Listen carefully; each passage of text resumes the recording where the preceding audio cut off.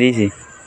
বাংলাদেশের কৃষকরা পাট নিয়ে অনেক দুর্ভোগে ছিল। এখন বর্তমান পাট ফসল করে বাংলাদেশের কৃষকরা অনেক লাভবান। আপনারা দেখতে পাচ্ছেন একটা পাটের জমি। আমাদের চুয়াডাঙ্গা জেলা ৩৩% 1 বিঘা জমি। 1 বিঘে জমি থেকে 15 মণ পাট হয়, 15-16 মণ পাট হওয়া সম্ভব।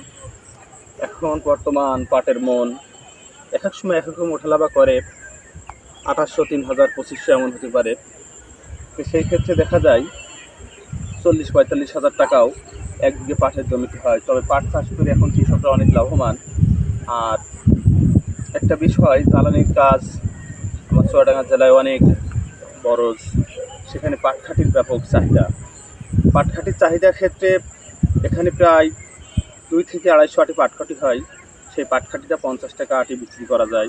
তাতে বোঝা যায় যে পাটখাটিতে আপনার 10-15 হাজার টাকা পাটখাটি বেচা সম্ভব 1 বিঘে জমি থেকে।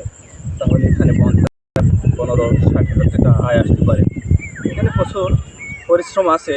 কৃষিকাজ, কৃষি সেক্টরটা তো অবশ্যই পরিশ্রম, তোরও আনন্দ লাগে।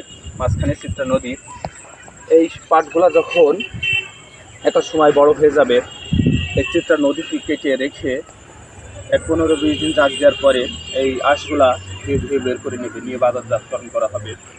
চিত্রা নদী থাকার কারণে এই গ্রামের মানুষ এই ফসলটা অনেক আনন্দের সাথে করতে পারে, কারণ পাশাপাশি পানি না থাকলে এই চাষটা করা একটু অসুবিধে আছে।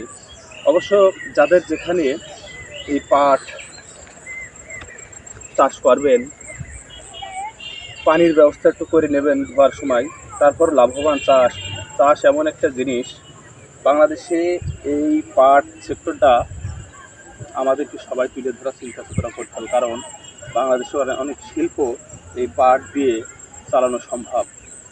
পাট দিয়ে সুতা তৈরি হয়, পাট দিয়ে আরও অনেক কিছু তৈরি করা হয়।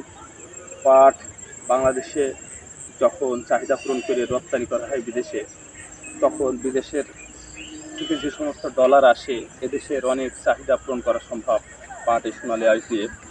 আর পাটে কীটনাশক খুবই কম লাগে, সারও কম লাগে।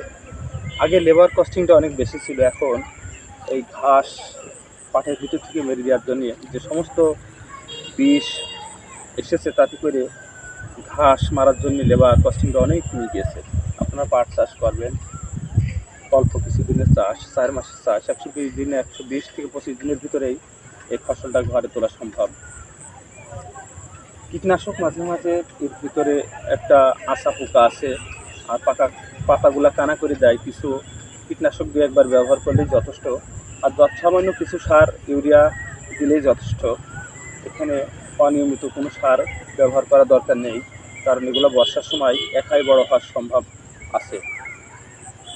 পাট চাষ করবেন, দেশকে এগিয়ে নেবেন, দেশের মানুষ ভালো থাকুক, আমরা এটাই চাই।